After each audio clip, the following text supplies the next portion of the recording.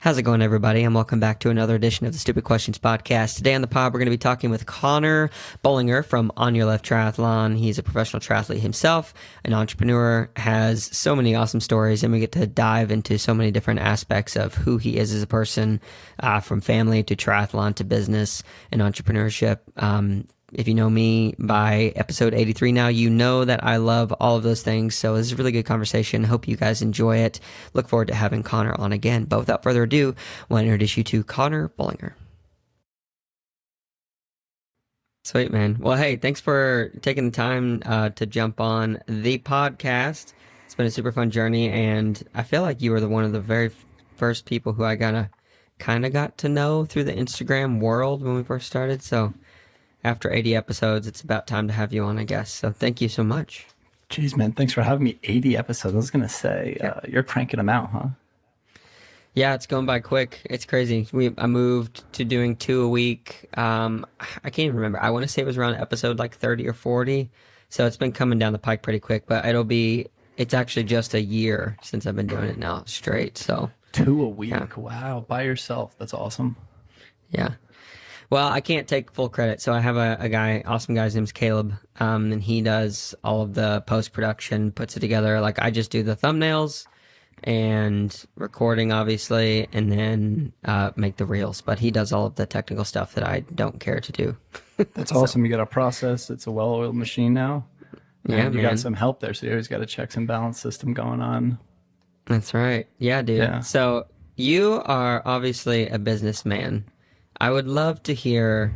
Well, first, let's start how I normally start this thing. Mm-hmm. Who to you is Conor? Right now. Right now, as an entirety. I mean, I know it's an ever evolving thing, who we are and what we do, but I would love to hear from you. If you were to introduce yourself to someone, what would you do? What would you say? I'm a father, first and foremost, husband, son, brother, comedy aficionado. I race in the elite category in triathlon, a business professional, and I own Onyerleft Triathlon, part owner, majority stake owner, if that matters. I'm at work in operations for a technology company, so that's where I spend most of my time. And I was able to block out an hour. I just came back from vacation, and it's actually, I never really take vacation because we're such a small company, answer emails and everything. The only time I didn't actually work on vacation was once in the past 5 years. And that was because I just went to Mexico. But even if I go to Ireland or something, I have to be able to work. So, that takes up majority of my time right now, other than, my hobbies. Yeah, for sure. What's your favorite hobby of all? Obviously what I spend in my downtime, on your left. That's what keeps me engaged, and it keeps me into triathlon. And I live out in St. George. As I just stated, all of my responsibilities, I don't have a lot of time for to do social things outside of focusing on my family life. So on your left gives me that opportunity to be very social, connect to people in the sport, grow culture, and I'm a social butterfly. So that's what definitely I like to do the most, and that's why I keep doing it. Yeah. That's awesome, man. So you said you're from St. George and you're working in a technology company on top of doing the other stuff that you're doing right now. So I would love to hear, where did that interest in technology and let's just start there. Where did that interest in technology come from? Was that a pretty young thing? Were you into the computers really young? What specifically do you do, and how did you get into it? No, I don't think I'm, it's funny. I think I'm more interested in art and creativity versus technology. And you speak with a lot of engineers in my world, and there's a lot of similarities to engineering and creativity in that sense. And there's two wings of what we do. There's a software component and there's a material handling, mechanical engineering component. So it's the beauty of both worlds that you can really dive into. And I had no idea I had an interest in any of this until I got into the industry, because it's, you could say this about any industry. It's a niche industry. It's traceability systems and inspection systems for pharmaceuticals. So if you're inspecting raw materials or packaging, and then there's a lot of regulatory data that goes onto that packaging that needs to be collected Sorry, my wife just got in from a run, and my dog's just a little It's all chirpy. good. So yeah, so there's a lot of like moving parts, and that's what actually that's what keeps me engaged in the industry. I've been around it since 2015. I got Wow. into it because I work for my father, and I think a lot of people, when they hear that, obviously you hear nepotism, and not going to say that it's not, but it's a family business. Like I work with my uncle, my cousin, people that know our family as well. We hire, and I got into the industry because at the time it was a great opportunity, and my father needed a junior sales role, and I was basically the runt and traveled all over at the drop of a hat, and there's not many people who were willing to do that at the time. People with families, there's a salesperson, the old school sales style, they're hard to come by. People, road warriors, people staying at Hamptons Inns, Hilton Yeah. Garden Inns, and I know I needed that under my belt because I didn't come from, big business school, an Ivy League or anything. So I was like, I just need experience. And Yeah. that's basically what I did. And I said yes to everything. And so that's what got me into the industry. And then, that was for a $250 million company. And I worked my way up into, regional account director, and which basically you have your own territory and you become your own like mini boss. But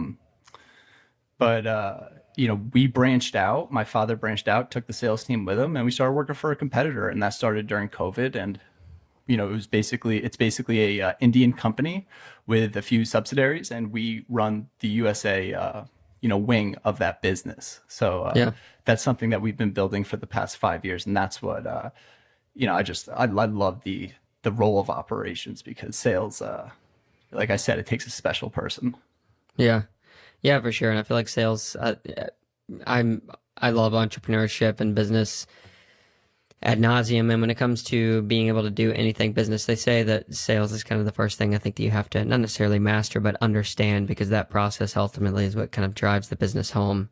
So do you have any good sales stories of times when it did not go as planned? I actually have a really funny story, and I've never Oh, really told yes. anybody this story because it's kind of embarrassing. Okay. But it's really funny, and I think we're so many years removed, and it actually didn't cost me any money. But it was with a pharmaceutical company, big pharmaceutical company up in. I'm actually not going to name it because if you just Google it, you'll know what it is. Because it's such a small city. I was watching stuff on my work laptop in the hotel room the day before the meeting, and this is a customer who's spent over $1 million with this huge account, like across the globe, like multiple millions of dollars.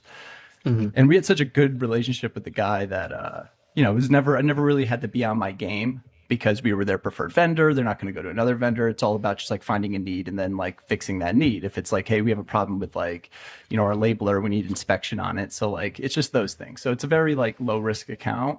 And I just got lazy and I didn't like think about preparing for the meeting the day after. And I get into the meeting room. It's just me and him. I've met with him a million times. I open my laptop and immediately, this is when Alex Jones is on YouTube, and Alex Oh, Jones no. video starts playing.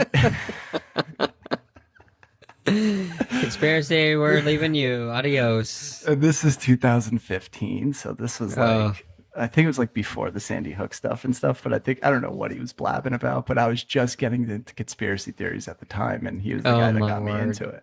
So I immediately like go white as a ghost. He looks at me and you can't differentiate the Alex Jones voice.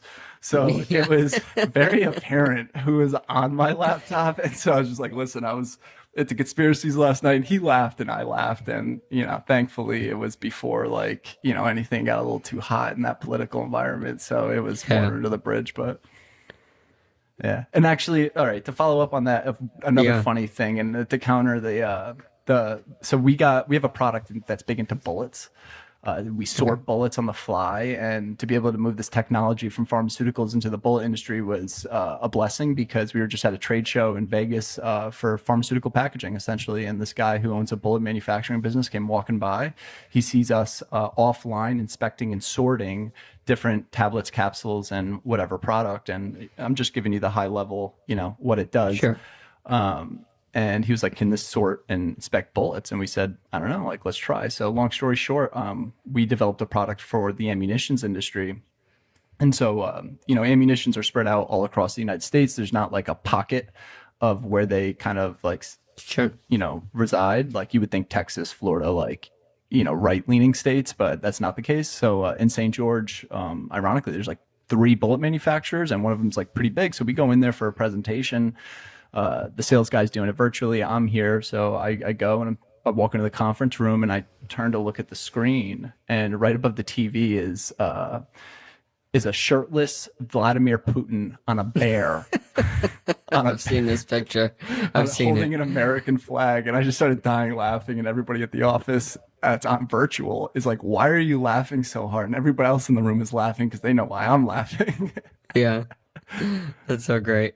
Yeah, so it's nice to see, being in an industry that's regulated, or that's got the eyes of the FDA, that's as lock a tight and key as pharmaceuticals. There's a lot of laid backness and personal experiences that comes with sales, and I think just caring about the people that you're selling to and developing those relationships, to answer your question, like that is a pretty thing that I think should come natural to you. You can't really force that, and the salespeople that do force it, I see time and time again, it's not going to work out if you're emotional, if you can hold on to things like that. And I think that's why it doesn't work out for me. I'm very energetically sensitive, and I try to care about the things I care about. And if I don't care about, as weird as it sounds, I don't care about if your kid, is on the softball team or like does sports, like, my family, I care about that stuff. But for me to like fake all that, it seemed very disingenuous for the sake of a monetary value in return. As like fundamental as like that is, it just didn't sit right with me. Yeah. Yeah. How old are you, Connor? 33. Jesus. 33. Year. Yeah. Yeah, nice. So are you going to die soon? Yeah. Right. So where are you originally from? Like, because you're in St. George now. I'm from Orange County, New York, which is 60 miles north of Manhattan. I Okay. grew up on a 365-acre farm. Oh, wow. And I was the youngest of, blood brothers. There's 4 of us. I'm the youngest there, but my parents separated when I was pretty early, and I've known my stepbrothers for over 25 years. So I have 5 stepbrothers on top of the 3 other biological brothers. So it was, just second youngest out of those 9 out of the baseball team. And we're all very, we all just competing to make fun of each other, competing in sports, competing in everything, and sharing like-minded interests. It really did help my development and expose me to a lot of different perspectives in the world. And it set me up for my brothers are my role models, and I'm very fortunate that not everyone can say that. Yeah. So what perspective did you settle on that kind of shaped the worldview that you currently find yourself in, and how you, I guess, chew through the world, understand it, grapple with it? That's a really good question. And honestly, where I am right now and where I see priorities falling with like work, triathlon, and family, and I'm sure we'll get into some triathlon stuff, but really didn't take it seriously until COVID, even though I started in 2013, just because, my grandfather was a freak athlete, 6'9". Vince Lombardi was his high school basketball coach, football coach. He went to Holy Cross, won a national championship in 1947 with Bob Cousy. He was the tallest guy in the NCAA at the time, projected first round to go to the Boston Celtics, #1 overall with Cousy and this other guy who was on the team, I forget. And then, as they go on and win a bunch of NBA national championships. And I really didn't know this about my grandfather until he was on his way out. In the mid 2010s, like 15, 16, and he really didn't talk about it. And we asked him, like, why didn't you want to go to the NBA? And he says, well, the boys were coming back from war. This is how much an NBA salary was. I wasn't guaranteed a starting position. Yeah, maybe 5 years down the road, but it's not what it was today. And grandma was pregnant, and I wanted to get my accounting degree, or I wanted to use my accounting degree and start a family. And those are the things that kind of changed my perspective of what NBA, like, what, grandpa, you you could have been a legend. Like Bob Cousy, he could have carried you to just like a national champion, not carried, but just like you won a national championship, you could have won a world championship. But most humble man in that sense. Like his father was Vince Lombardi's accountant. That's how close he was with Vince Lombardi. Vince Lombardi's Giants season tickets are now my uncle's. And I didn't know any of this until lately in my life. And I always admired that because, especially in today's age where people would be leveraging it as I am now in this story, try to clout chase and try to, become the most exposed. And no one would miss in first round draft pick to the NBA today, to put it that way. And that was on top of my father, who went to the Elite Eight, played for Lou Carnesecca at St. John's, was a freak athlete as well. And, my father won't really talk about it. Like, used to practice against Dr. J at the Nets because St. John's used to scrimmage the Nets all the time. And they just, it was a different time. Like he understood. My father's one of the greatest salesmen you'll ever meet now. And I feel like sports I've always looked at as comes second to family. And that's kind of how I've started shaping, when my wife was pregnant, I went ham in triathlon in 2022 in terms of training. And I saw minor success, like 310th in the PTO, 15 out of 30 in the pro field, like always doing 50, half in the pro field. And then my wife, baby came, gotta put the brakes on that. Let's protect our chicken, as Marshawn Lynch would say, meaning, protect my food, my money, make a smart financial decision. Triathlon, you shouldn't be sacrificing family security for triathlon if you don't have once in a generational talent. So that's kind of shaped my perspective on the outlook of sports. Yeah, for sure. Have you ever been tempted to steer away from that at all after having a kid or multiple children now, right? I have one daughter. She's 20 months. Okay. So she was born on Christmas Day. So she's 2 years this Christmas. I mean, that's what makes triathlon crazy, right? Is like it keeps dangling the carrot. And,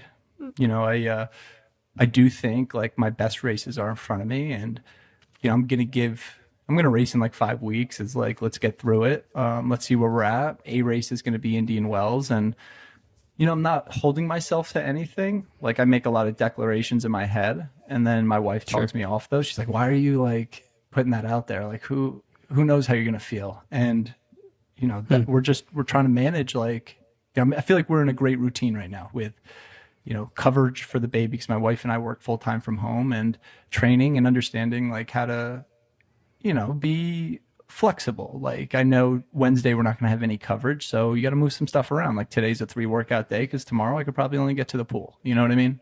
Yeah. Yeah, that's super interesting. So I admire that, especially with the part where you said, your wife somewhat talks you off the ledge. So I wouldn't say we're exactly the same person by any stretch of the imagination, but I see some similarities just in hearing you talk and the things you find valuable, the salesmanship, the entrepreneurship, putting family first. So for me, I go to my wife, and even though I'm fiercely independent of a person, now being married for 7 years, I'll often value her opinion above my own, even if I don't like it. So if I want to do something, I'm like, kind of like I'm a little afraid to tell her, but then I tell her about something to see if it's agreeable to her and to see where her perspective is. Because I know that she has a level of perspective that's a bit healthier than my own at times. So for you, it sounds like that's somewhat similar. Like how does she come into play in the Conor that is figuring out Onyerleft triathlon, obviously family, triathlon as a professional athlete? How heavy of a hand does she play in the decisions you make? She understands me, obviously, as your wife would know about you, better than anybody, and understands, even though I say one thing tomorrow, I might think something differently. So she's always not playing devil's advocate, but giving me an opportunity to think deeper about the situation. And she always, I would say, thinks that I'm very hard on myself and I don't give myself grace. But there are times when, because my wife's an athlete as well, and we don't have to get into it, but she could be a pro female triathlete, in her own right. She just thinks like I said earlier, I'm just energetically sensitive to all this, and there's a lot of stimulus in my life. So sometimes she just tells me like decompress, go in there, shut the door, like just think about it. Like why do you really making the decision? Is it because of A, B, C, and D, or Hmm. or do you feel like time's running out or something? Like, honestly, I should have listened to her. I'll give you an example. I should have listened to her when we had the baby, and I should have listened to myself. I was saying like, I'm not going to race the first half of the year, and that's because like Matt Mack and a couple other people that are close to me like said, people that I talk about like life advice like said, dude, it's not worth it. Just like focus on the second half of the season, and you know, there's no reason to stress yourself out. So, but Right. I didn't listen to that, and like I went to Oceanside, went to St. George, and like just had like two of the worst races of my life. And then, that's when I pulled out and haven't raced in 17 months. And that's just because, I thought like, oh, this is what pros do. They just like put their head down and they do it. But the reality is like my life, just like the next guy, isn't similar. And, my wife she was just like, you don't have to like stress yourself out like this. Just, I got hurt in like December. Like there's no reason I should go to Oceanside and try and compete. So that's just it's a great person just to bounce like, I don't know, just I'm so in my own head. Yeah. Yeah. Yeah, for sure. So shifting gears just slightly then, with some of the stuff that you're doing right now. So you're obviously a very passionate individual, in a serious way, but also on the other flip side, just from consuming some of the On Your Left content, you have a very humorous love for comedy side that takes, I think, some past experience, but being able to kind of pull out these things that are irregularities that kind of live within the triathlon space, you pull it out in a way that is really funny. So, talk to me a little bit about your sense of humor and when did that become something that you valued? Growing up, I was always a winner. Like every team we were on, like, dude, not to talk about it, but just freak high school football teams. Like I didn't lose a high school football game until the state playoffs of my senior year, and that was the last Wow. high school game I ever played. We lost in double overtime, winning 16-0 with a minute and 15 left in the fourth.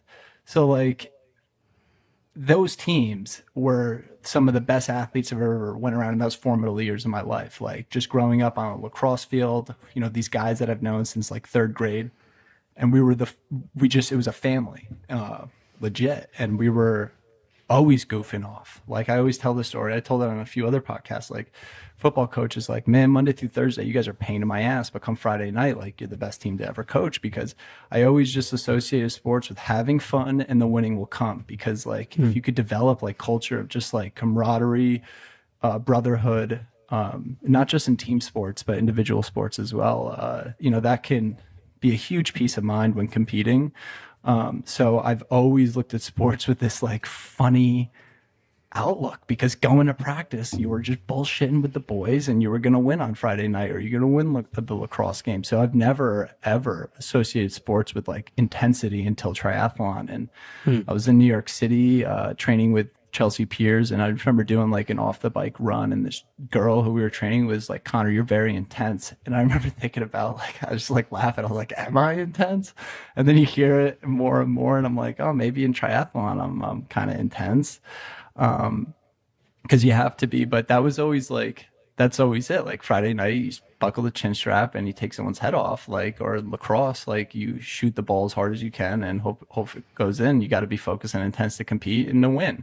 But also like when it's time to fuck around, like, I mean, everyone knows what the objective is. Like, you go to a training camp for triathlon, and most of the time it's just bullshitting around, joking around, but when it's time to do the work in session, it's time to do the work. And I've always like, with my brothers, the comedy bone really got developed by just like long car rides, throwing on like John Lynch music, or Stephen Lynch rather, Mitch Hedberg specials, Kevin James, Don't Sweat the Small Stuff. Some of the iconic stand-ups my older brothers would expose me to in like sixth and fifth grade, seventh grade. And that gave me a very interesting perspective on, the world. Like my senior quote was Mitch Hedberg's, I want to go fishing and catch a fish stick. Wouldn't that be convenient?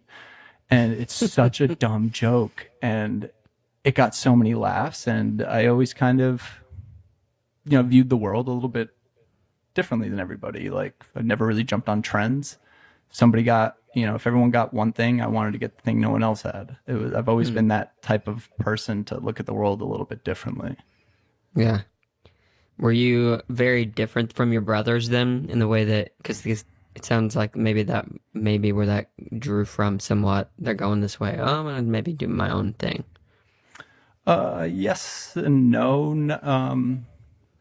I wanted to play college lacrosse, and I only had one brother play college sports, and that's something that I feel like influenced me that I probably shouldn't have. Like I feel like I should have went and played college sports, and that's why I think that's what got me into triathlon, is like that lack of competition that I was craving.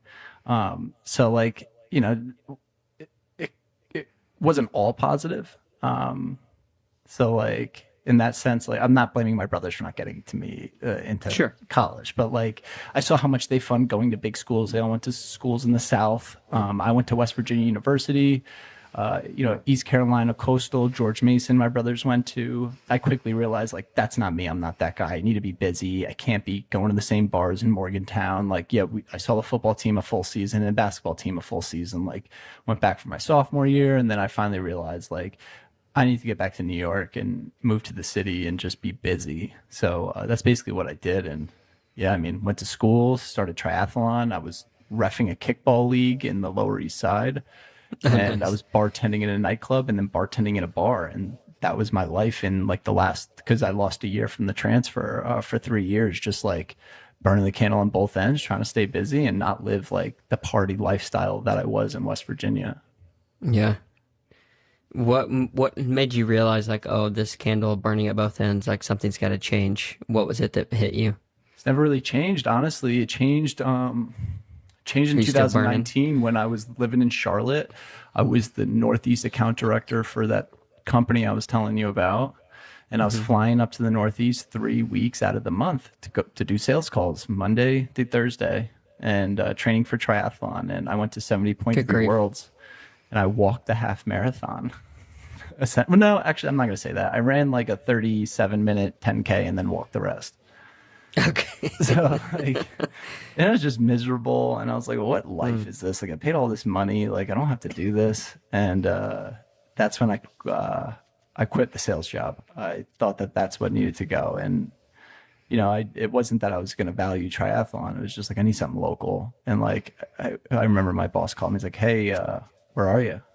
And I was like, in Charlotte. He's like, "Well, why aren't you on a plane?" And I was like, I'm going to be honest with you, man, I can't do the travel anymore. And he was just like, that put in my 2 weeks there, and that kind of sealed my sales career. And I think it was the right decision. Like I said, it's not for everyone. I was a young guy at the time. I was like 27, and you hire 27-year-olds if they don't plan on getting married and having kids Yeah. for the next like 5 to 10 years. And same thing with female salespeople. And you hire people whose kids are, they're empty nesters essentially. And those are the people I worked with. I worked with empty nesters. And I was the youngest guy by like 20 years. And I mean, it was great. Like I still work with people that old right now. It's their work ethic is insane. It's almost too much. So I love it. Yeah.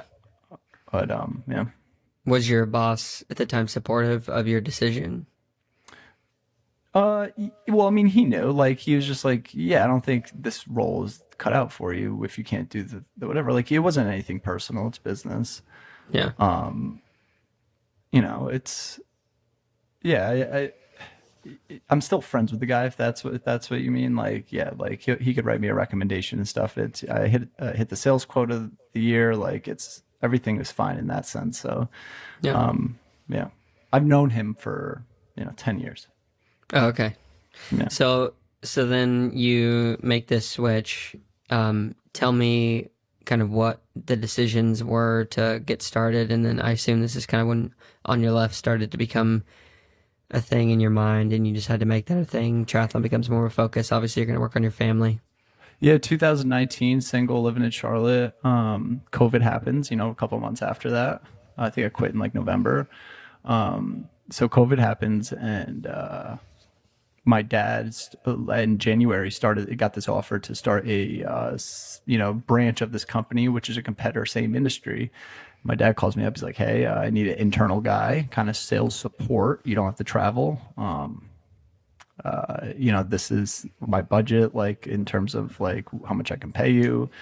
Granted, it's not a salesperson's salary, but I thought that was a great opportunity to get in there. So, we go to the sales meeting, literally reading. I remember at the sales meeting about how everyone was talking about this bat market in Wuhan, and then fucking COVID happens, and literally like this company that was about to start is now like strapped like this. So I was like one of the first people to let go. So I got let go, and I wasn't anticipating on getting a job for a few months. So like I had plenty saved and stuff, and that kind of just dragged things out, and I was getting like a little worried there. But I had a friend who approached me, and he was I had a personal Instagram with 13,000 followers that basically I didn't have two-factor authentication on, and my password got stolen, and it basically got hijacked.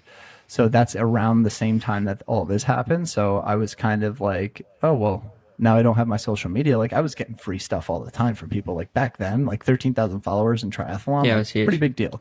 But it was so inauthentic. It was like half naked photos of me and like ripped photos. It was so superficial, dude. And it was like, it really wasn't me. And that's also kind of was like a blessing. Like I remember my wife kind of said that. She's like, you hated that Instagram. Like, it like took up too much of your time. Like it wasn't really you. And like, my wife knew me. She like knew how like goofy I was about stuff and like the odd perspective. So, I have my buddy who is into business. He approached me. He's like, dude, let's monetize your Instagram. I used to do these David Goggins impressions like before other people were doing them. And that's what kind of blew me up. I would just be running with a bucket hat on, just yelling. And I would say the dumbest shit. Like I would do it with like an Italian accent. And that's kind of how people would find me. So he's like, dude, let's monetize this. And, there wasn't really any plan. And then we started this thing called Move Baby, which basically turned into Side Stitch Media, which was a blog with two other pros. And we were getting like 20,000 hits on the website. Like this is peak COVID, like arena games for SLT. We were writing so many blogs. We had a whole process. We had 2 editors. People who didn't even know triathlon that were like friends of mine, but like, or English majors, you know what I mean? We had Blake doing stuff. We had like video breakdowns. It was a fun time. And then, long story short, that kind of fizzled out, for external reasons. And then, I knew there was something here, and, I was like, you know what? I'm just going to post what I want to post, and I just got to change the name. So I went to a short list I had of names. Onyerleft was on there, but it was spelled 3 words. And I kind of was playing with that. And, New York Side Talk was getting big with the New York. And I was like, when I say it, it's Onyerleft, because it's the YA, but the ER looked better. And people could understand it a little bit clearer than the Anya, one word left. So I went with Onyerleft, and had a buddy who introduced me to this guy who's big into merch, because I was reaching out for help. I didn't know what I wanted to do. Like, what's the product? What is this? I was like, I'm just going to post funny shit. And then this guy, another friend approached me, different friend. And he was like, hey, I got a buddy who deals with like influencers and merch. You should talk to him. Maybe you get some merch up with the content you create. So I reached out to this guy. He's an age grouper just getting to triathlon, very successful manager of personalities. So the guy like knows numbers, knows merch, knows the content game. He's got over 100,000 followers himself. He kind of runs like similar stuff to what Onyerleft posts, like that I like humor. And he is to the T, like me and him share the same humor. And so like me and him just start chopping it up. He's giving me like advice. It's like, yeah, if you need like swim caps made, like I got a guy in China. Like if you need race belts made, like I got a guy in China. So like all these like conversations just go back to like, this guy's plugged in. Like this guy can help me out. So I made him an offer, and he made, we agreed on some terms, and me and him partnered, and it's great. Like it's non-stressful. I think he was a little shocked with how volatile the industry is. How so? I think there's just very few healthy companies in this sport. A lot of robbing Peter to pay Paul. As you know, like businesses, you can operate off debt or not operate off debt. I think a lot of people are operating off debt, a lot of debt. Most. And Iron Man.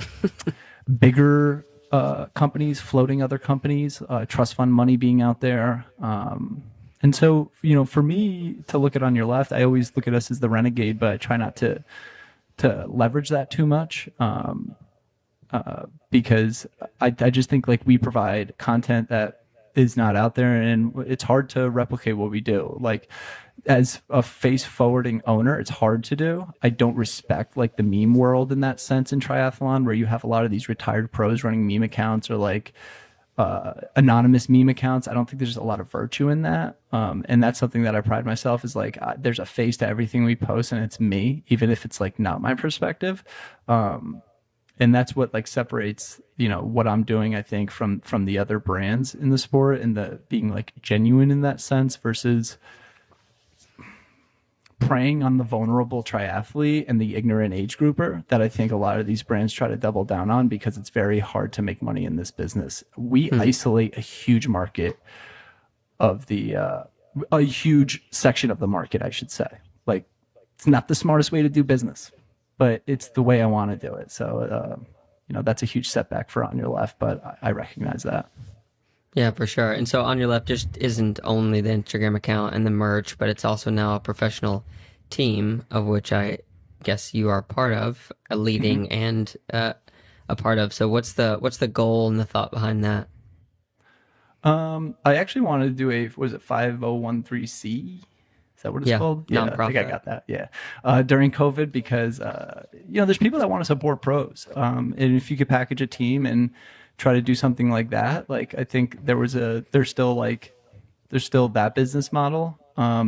But people just started reaching out like, hey, can I like buy care? Are you guys doing an age group team? And, after like 2 years, I think we started at year 3 or year 2. I don't know. I think it was 3. I was like, this just makes sense. People want to market, like, let's just do it. And it's just honestly like it came so organically. And the pro team is honestly like, I want to support American professionals. Like, and a lot of these guys they don't have the time to like do the schmoozing with brands and to close those deals, even if it's just for a kit, like not even money. So if I can kind of create a package, strength in numbers thing, like, and you create a support group for these guys, like, that's going to benefit me too. Like, I get a free kit too. Like, that's great. So, it shows that these guys, that people do care, because these are my friends. Like Robbie Webster and Tyler Mislachuk were like the only people to come up to me after an MLT race, a Major League Triathlon race in 2018 in Charlotte at the bar.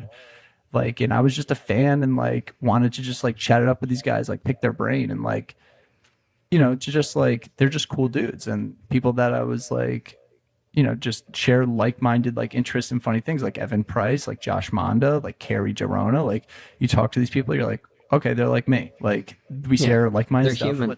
Let's not like, I don't want to hold like a performance thing to it, because then you have to hold the performance thing to it when it's good and bad. And that doesn't like, like you see it all the time, like brands like drop athletes because they're not performing. And okay, yeah, that's part of the business, but that's not what I want to do. So I want people that I want friendships, and I'm not buying friendships. Trust me. Like, I tell these people, like, hey, when you get faster and you get a better offer, like, I'm not going to hold it against you. Like, this is what I can offer you right now.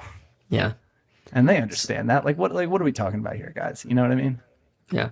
Yeah, most people are doing it, even if they're professional at the highest level. It's because they love it. I mean, it was interesting. I was listening to a podcast the other day, and it was brought up kind of the quote that Usain Bolt gave after he'd reached the top, because he somewhat quit at his peak, and he could have gone faster. And we have even videos of him when he was breaking world records where he let up because he already won. And the reason he dropped out, he said, was because, well, I reached the pinnacle and I had no more motivation. Like, there was no motivation to do it anymore. And I think that you have to love what you're doing first and foremost, kind of like you're saying, because if you end up doing it for the money, man, what a stressful and horrible place that is to be. Because I've seen that in some friends within and outside of the triathlon world. So I think that's good that you're fostering that friendships and having fun thing more. Well, it's so hard to just perform at your best, and that's the standard everyone wants to hold you to. It's a tough sport, and that's what it takes to race in the T100. That's what it takes, like, to race to the top. But these guys, I mean, there's a reason why I can afford these guys, because they're not racing at the top of the top. Like, even though I will say, like, if these guys did get there, they'd still rock Onyerleft. Like, you know what I mean? Like, that's how tight it is. Yeah. So I want to pick your entrepreneurial mind here for a second, because I think that the most popular model for making a living in this sport is kind of there's a couple options. One, get on T100. Two, win maybe the Ironman Pro Series. Three, maybe be the top 10 in the entire world, and then you'll have brands paying for your way to do it. So, how do you think that the pros who aren't necessarily the top 10, top 100 even can make a living in this sport? You got to get a coaching group. I think the first race I was at, Trevor Foley was at.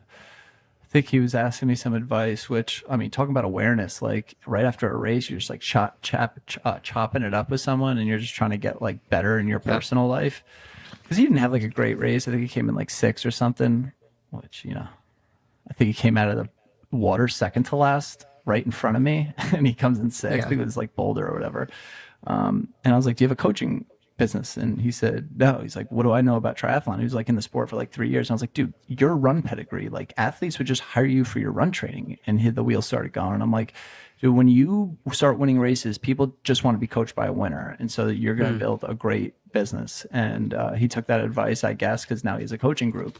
But that's how I feel like athletes can make money, and that's what needs to happen. I've been to the USAT thing. They teach you concepts that you wouldn't understand as me with no background.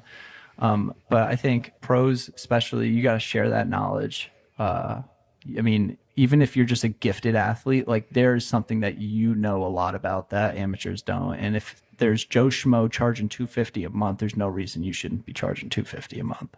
Yeah. Yeah, 100%. So I think that's a great avenue there. The merch too, like, I don't know, he probably won't care. Mike Ersheeter reached out about t-shirts for Flagstaff Tri Club yesterday. And, Mike does the Blank Sports Nutrition, which is a huge thing. And like stuff like that, like if you can create a product and some urge or some need for it, a high sodium, high carb intake.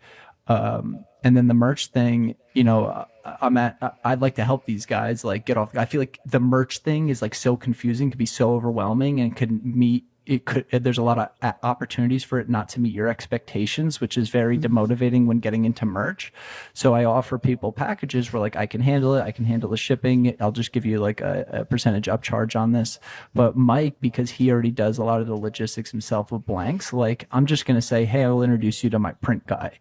And like those are the stuff that I love to do for these people, is because everyone should be able to have merch. So if Flagstaff Tri Club or like Blanks Nutrition wants to have merch, and he can do his own shipping, like I'll just introduce you to the guy, because I know that you're going to bring my printer business, and if you want a second opinion, I'll give you another guy, and he's an age grouper. Like those are the stuff that I love doing in the sport, is the back door, under the table, like helping these people out and sharing the knowledge that I've been able to acquire the past like 10 years. Yeah, it's all about who you know rather than what you know when it comes down to it. Yeah. And so there's other opportunities. If you can, coaching, if you can do merch on top of that, create a product that's needed. Mike, great example of that. Yeah. So I was talking to Nick, Mr. Chase, who also is a St. Georgian, however you would say that. And I was asking him, hey, what question should I ask Conor? And he said one of them, he said just straight up, do you think that pro athletes are valuable in triathlon? Mm-hmm. That's like a broad. I'm just trying to think of like what he means by that. Yeah, I don't either. I think because we talked a little bit about pros earning a living, and we were just kind of circling around like, are they valuable?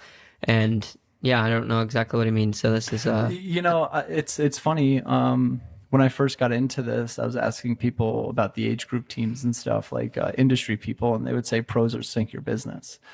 And I was just like, what do they mean by that? Pros will sink your business. And then you get into some positions where you could overextend yourself, and you're like, now I get it. And you hear stories, horror stories, and pros not getting paid and overcommitment from brands. And I'm like, oh, that's how you just overcommit. And you can't really forecast sales in this sport, I realize. If you come out with the design that you think is dope and you think you're going to sell 50 kits, well, you got another thing coming, because unless that money's in the bank account, I strongly believe you can't forecast. People are so particular, especially like if you're in the apparel game. I think pros are valuable. I think the sport has done a terrible job at like promoting them. we talk about rock stars.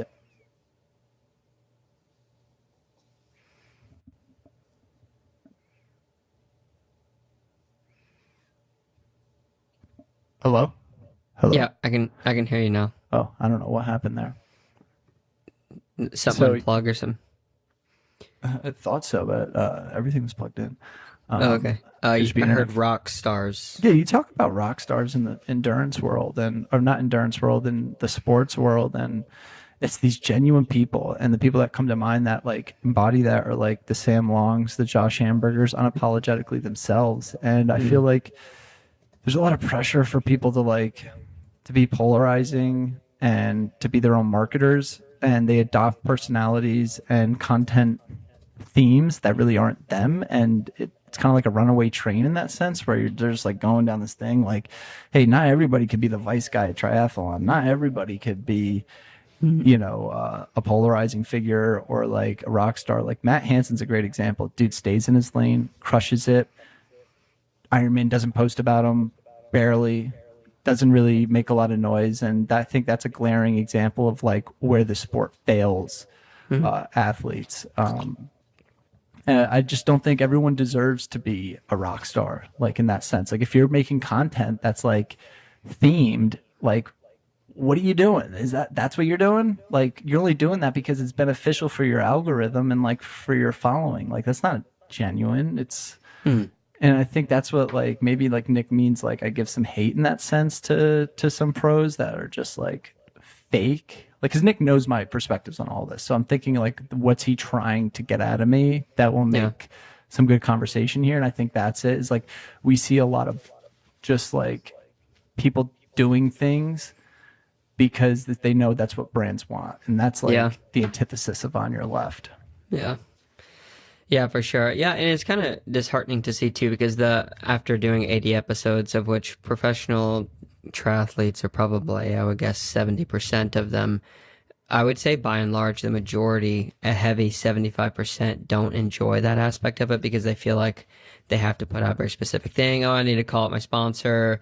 Let me get a LUT for my, editing so everything looks the same. And it becomes a bit fake and hard. I mean, it does look good and it can be appealing, and yeah, like you said, the algorithm, but it's also very difficult to find, I think, the genuine. There's a few out there who are being real about it every day when they're having a good day, having a bad day, having an okay day, Yeah. I just think if you're going to do that, just like know, like, I don't know, like people like get mad at me for saying something like this, but like I feel like you just deserve to get made fun of like that. Just like as much as like when I was shirtless, half naked on my Instagram trying to gain that following, like people would make fun of me and I would get like upset. And like thinking back on that now, it's like, well, dude, I was giving out kind of a weird vibe. Like, yeah, it was beneficial for like my growth, but like, yeah, I think that's like, it's kind of like restaurant reviews. And sorry, I keep saying like a lot. I'm just trying to think of the best way to articulate this.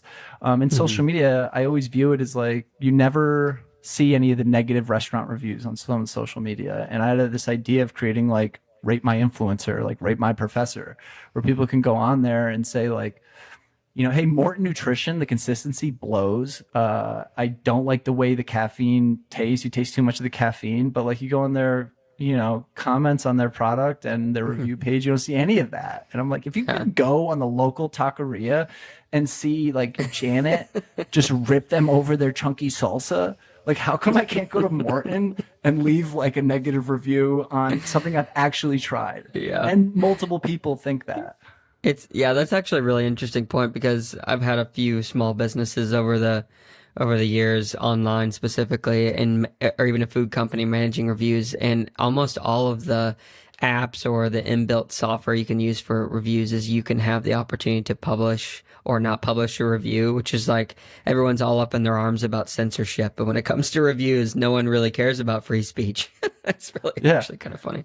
Well, from both ends too, like, and the people that leave negative reviews are crazy. Like I've never left an Airbnb review. Like if anything, I'll do like a couple spaces in a period so I stop getting those notifications. So like, but you don't see that, so and I think that's what Onyerleft like grew out of, is like, perfect example, the T100 Sam Laidlow thing, the penalty thing. which was wild. Like, yeah, we were sensationalizing it, but I think that we had a leg to stand on after talking with Kyle too. Like, that wasn't just something that I decided to fly off the cuff about and put them on blast, but clearly they saw it because clearly there was a response to it. And then the response was so stupid. It was like just reposting, and the comment section was just like an explanation. Well, this is where I'm coming from with all of that. Is like, you have a league, the T100, they market themselves as F1 for triathlon, right? You shake up an entire industry, literally shake the tree. You shake Goliath's tree in Iron Man. You uproot the sport. You affect Kona indirectly and directly. You should be held to these standards. And the fact that your explanation, it contradicts what you're telling the age groupers the rules prior to the race, you remove that bike, it's a penalty. That's how it's always understood. And to say like, oh, you should have known the rule that it's discretionary. It's no. It's not just you should have known this. Everyone understands the rule. It's one of the most fundamental rules of triathlon. It's not a discretionary rule. So the fact that they're still sweeping it under the carpet is like, hey guys, if we're gonna shake up the industry and you want to be held to F1 standards, you need to explain this penalty because it's insane. Yeah. And that's kind of like, but no one cares about that except me. So like maybe 3 other people that follow us, but yeah. No, I'd say there's a lot. I mean, there was quite a buzz around the triathlon world around that post specifically, and I watched the comments unfold and got out the popcorn. It was interesting to see. And do you think that have they had the opportunity a second go round where something like that happens? You think that they will abide by the rule in its full? Well, now there's precedent, and I think that they're too insecure in what they're doing to admit they're wrong, and I think that's why they didn't respond to me. They left me unread in that, and then they didn't directly address our post or what we brought to light. They don't want to recognize us in that for whatever reason, even though, we love T100. I love the sport. We went and created great content in Milwaukee. I'm going to create great content in Vegas. But just because I call you out for a penalty doesn't mean like I hate your organization. It doesn't mean like I think you guys, the athletes, don't deserve to make money. It's I want to hold you the standard that you're setting for yourself. And I'm creating news out of nothing. No one would be talking about this after.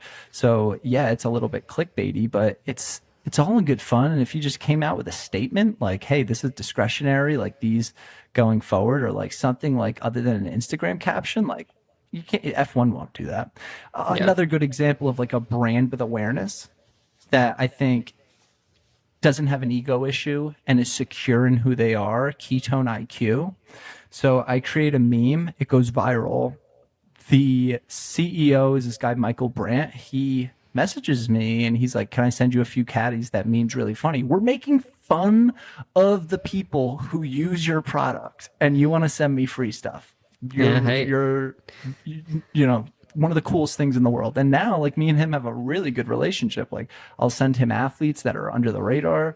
He'll like send me messages like this is funny or whatever. And I still do ketone memes. Like that's the stuff we need. Don't take it personal that I'm making fun of ketones. Like if anything, it's great for big ketone brands. Yeah. Yeah, I think for more mature brands, it's probably easier to take. For something like T100, I don't know who all is involved in the money that is involved and who's influencing what decisions, but it seems that some of the sensitivity is there because of that lack of experience. They need us to help promote them, I think, and that's not an ego thing. Like I think they should be inviting Kyle and his team out there. I think they should get field people out there. I mean, Ironman started doing field stuff because of us, and everyone knows that. Like we were the only people going to races just doing stupid stuff. And then next thing you know, Ironman's got the Hoka shoe with the microphone. It's like, probably wouldn't have done that. It's a little too much on brand. Like you guys give us enough like advertisement for Hoka. Do we really got to make the microphone, freaking shoe here? Like stuff like that I think they're just kind of tone deaf because comedy is so hard, where like, you're going to put a Hoka microphone in front of us as another form of advertisement. Like I could have told you that was going to get made fun of. And it did. Yeah. Like people sending me like Iron Man can't miss an opportunity to get another Hoka ad in. Yeah. Yeah, for sure. So I know you have to jump here in a second. So there's a couple more questions that I want to squeeze in here Yeah. if that's okay. Yep. Okay. So on this topic of, on your left growing, you mentioned Kyle with Pro Tri News, and the idea behind all of this, it seems, is to bring continual awareness to the sport and help promote the athletes, and ultimately we can kind of grow this whole ecosystem, right? So tell me about the Pro Tri News partnership. I know that was announced not too long ago. What does that actually mean, and what are you hoping to not deliver but execute with this newfound partnership? I don't want to speak too much on it because, I do think, I guess to answer your question, I think Kyle is hamstrung a little bit with his political connections there, and they're undeniable. Like Mark's wife makes a living and is the front name of the sport. Yeah. Pat's wife and Pat is a manager themselves, like himself. Like I think there's a lot of conflict of interest, and I know Kyle and I see the long term vision of what the sport needs, and that's a media company similar to a Barstool Sports style of media. I'm not saying like in terms of content and all that. I just mean like business model. And I think the Pro Tri News podcast is unique and is a product in itself. And I think there's other products that can fall within an umbrella of a larger company. And Sure. Kyle and I both recognize that there's more than enough people willing to put together something. The issue is even with Talbot, and I don't want to speak like for all those guys. I think that podcast does numbies. They're very successful. I have nothing to say about that. I just think, unfortunately, like he's tied in a lot. Like there's Talbot's an employee of these race organizations, so like Right.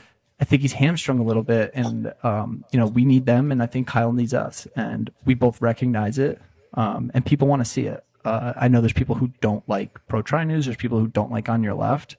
I would say there's more people that don't like On Your Left, obviously. And we don't have the reach. So you can argue that maybe we need them more than I need him. Yeah. But we don't see it like that at all, because I do see something big here. I think there is a product, and we already did kind of a proof of concept with Side Stitch Media and the blogs. Like there is something to replace Slow Twitch. There is the next generation 100%. of all this.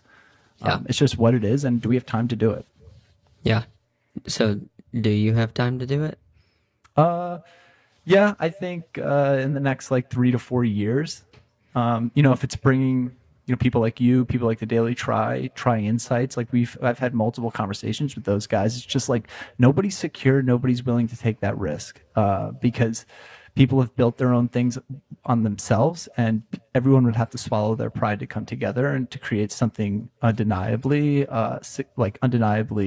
successful. Because that's what you have to do. Like we would just have to be undeniable, and I think everyone already kind of is in that sense, and everyone brings something to the table. If it's Travis, yourself, or there's so many creatives willing to do something that are very good at doing something. It's just, does everyone want to absorb each other's brands? I say make it happen because, so I don't know if you're familiar with Y Combinator. No. Okay, so they're like an accelerator based out of the Bay Area. They're the most popular startup accelerator ever, but they usually don't even look at applications unless it has 2 or more founders, just because the ability to pull together talents, resources, and those types of things. But more importantly, the risk involved with starting something that's going to be truly great is really hard for a person to do on their own. Not impossible, obviously, but very difficult, and the chance of success is much decreased. But that's interesting about that point. I didn't know that you had that kind of a vision to bring together multiple things under one umbrella to kind of make a bigger wake. Well, On Your Left is not the thing I wanted. It's the thing I settled on. The thing I wanted was Side Stitch Media. It was great. Like, dude, talking about blog, like I tell people this all the time. I did a blog on Jan Frodeno's legs. Like it's one of my favorite blogs. Like is Jan Frodeno better than Tom Brady? Like, what does that even mean? And that's the stuff that people want to read about. Like, I don't care about the day in the life. I don't care about, some people do, but that's not what I care about. And I think it's not what a lot of these guys care about. Yeah, for sure. So one more question. And this is an advice question for our listeners there's a lot of type A individuals out there. And like you said, some people don't like On Your Left, I think, because it pokes fun at the things that we all know are true about ourselves. So how do we not take ourselves so seriously? mushrooms. That you're like 70%. Yes, that's actually part of the plan. Yeah. I think being on, like, I don't know, I have a big moral compass, but like common sense thing where like, I don't know, perspective shift, dude. Like, that's the thing. Like, it's hard to judge someone in their current state of mind. And because, part of the stuff I make fun of was who I was 5, 10 years ago. Right. Like I make fun of dual athletes because there was a time in my life that I was like, like I don't have to swim. Like I kind of like just bike running. I could just be a dual athlete. And it's like, no, dual athletes are just guys who don't want to man up and put in the swim hours most of the time. Yeah, for real. So like making fun of stuff like that is just making fun of myself. And I think that's just because my perspective has changed. And I think if you can not take your life without doing mind altering substances is without like looking at yourself in a mirror is doing stuff that's not for yourself. The fact that like my life now revolves around, the number one thing in my life is my daughter. And, a lot of the stuff I get mad at, I now like look at her and she gets mad at like the most simplest things. Like if something doesn't fit into something, she gets frustrated and you just kind of laugh at that because it's perspective. It's like these things don't really change anything. The stuff that matters is what affects is the serious stuff. If it affects your health, your family, your security. So I think it's hard. You can't really teach that. I'm thinking through this question, and I think what's made me not take certain things as serious all the time is hard things in life. If it's getting handcuffs on you, if it's a close person passing, if it's a crazy financial situation, getting fired. There's a lot of things that build somebody's perspectives. And I think I've been through a lot in my 33 years, and you really realize like what matters and what doesn't. And then, my wife is always there to remind me like, why are you so mad at this? Like, this is the dumbest thing to be mad about. So, the worst thing to happen to somebody is the worst thing to happen to them. So, that sets a lot of things in perspective of what to take seriously and not. Like my stepfather was on his deathbed, and the thing he said to me was, "Hey, if I kick the bucket, take care of my fucking tools." And like that'll shift your perspective on things. Yeah. Wow, that's beautiful. Well, yeah. Conor, I don't want to take any more time. I know you got to get back to life after being on vacation, but I really appreciate you taking the time to let me ask me these questions. I'd love to have you on again to have a little bit more of a lengthy conversation because I feel like I haven't even scratched the surface. But really looking forward to seeing what you continue to do with your brand, your personal growth and journey in the sport of triathlon as a professional athlete, and then obviously building a beautiful family. So yeah, thank you so much for coming on. I really appreciate you. Yeah, thanks. Thanks for having me on. There was a great discussion, actually. Shared a lot of funny stories I didn't think I would share. Yeah. No, it's awesome, man. Yeah. Sweet. All right, man. Thank you so much to Conor for coming on the episode today to let me dive into a little bit of who he is and what he is up to. Super inspiring guy. Obviously, his mind is running 1,000 miles an hour, and he has lots of ideas and lots of things that he's doing. So make sure to go give Onyerleft Triathlon a follow, look them up, get on all of their newsletters. Lots of good content coming from them, and obviously they're pro triathletes that we've had a few of them on the podcast in the past. Awesome people. So make sure to check it out. And just want to leave you with this last little bit of thing. When I was talking to him on how we need to take ourselves not so seriously, basically, you just got to let go, let loose a little bit. Remember that we're all doing this at our own pace. We're all learning, and that's what it's all about. Don't take yourself so seriously. Have some fun with it. If you made it to this point in the podcast, though, just want to say thank you so much. Really appreciate you being here. If you don't mind, wherever you are listening or watching, giving a like, subscribe, comment, review, follow, any of those things really do help continue to grow this podcast, and I thank you so much for it. If you also want to sign up for our newsletter, you can do so at the stupidquestions.show website. And yeah, that's it. Really appreciate you guys for being here. We'll catch you in the next one. See ya.